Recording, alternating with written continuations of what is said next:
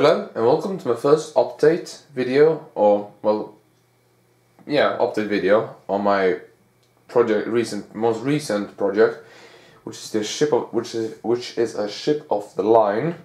And if you don't know what that is, basically those are the name given to the biggest sailing battleships from between 15 to 1800, somewhere between those years.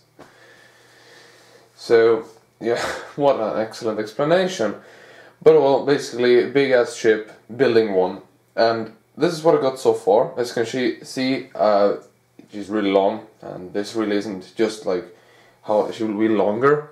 Well, I won't add any of those middle section pieces. Basically what I will do, what it will have, we have some sort of overhang, as you can call it, on the back here, for example, where all the captain's cabin and everything will be on the stern here. And it just so it will extend over here more, so it won't look as tiny as it does now, compared to the middle here, where with the sloping that I've actually been able to finish off quite nicely. So let me just try to show you a bit. I just want to show you a bit more of the actual sloping, how it looks like. So let me just lower the camera here a bit and do like this, which is so. There, so I'm just going to show you this sloping a bit more on the side, how it looks like from the side there.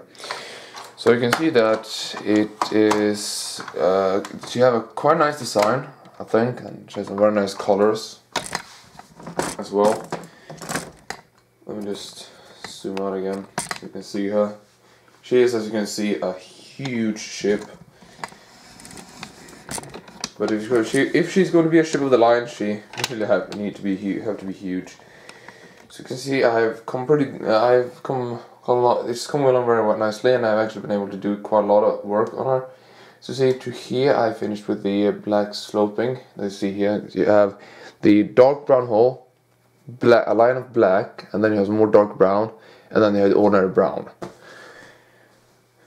And I have quite a lot of black tiles, so I've been able to finish off a lot of the black areas, and I will see if I can continue this whole layer here all to the back here.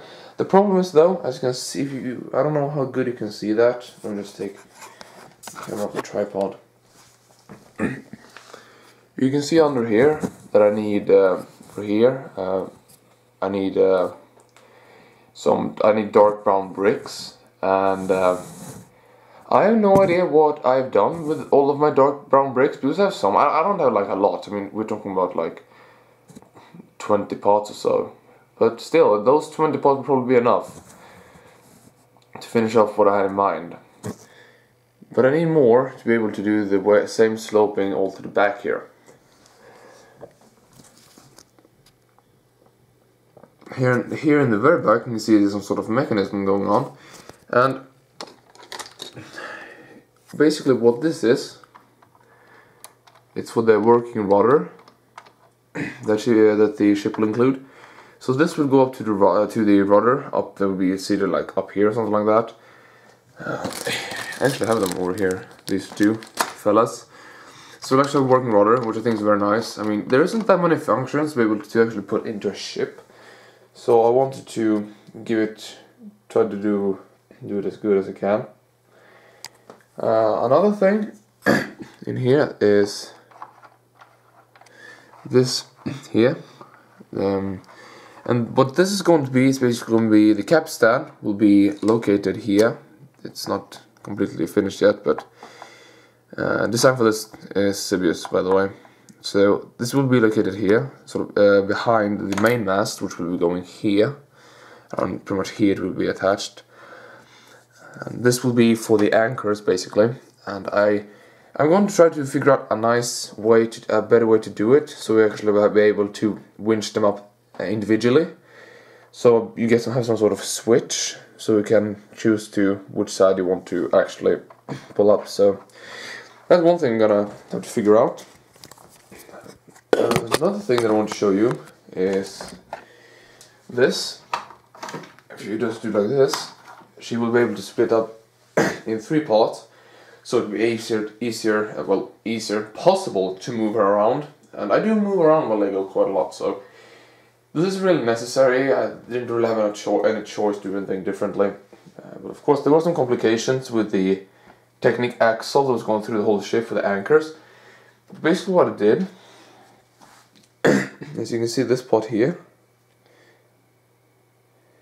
I don't have a Technic axle here. I have the, I'm just trying to make it zoomed in on this instead of the background. I have this pot here instead of a normal Technic axle. Just have this like pin, and this pin goes right into this pot here. And basically what that does, it doesn't connect into this as good, or well, it's not as good. It connects just how I want it, but it doesn't sit as tight. This doesn't sit as tight in that, like, in that pot there. So when I take them apart, basically, nothing follows. I don't rip anything apart, but it still works. Like when I turn this now, it actually still turns and nothing follows. That was a horrible explanation, but I'm really bad at explaining stuff. But maybe you get an idea of what I was thinking when I built it. So that was actually very nice to be able to get that done. And yeah, you can just a bit of a closer look here on the little steering mechanism.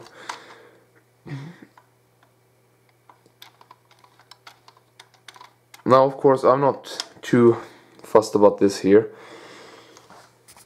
You can see the dark grey pot there and the black pot there.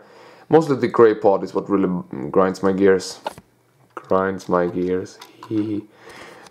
you will actually be able, you won't see this, okay?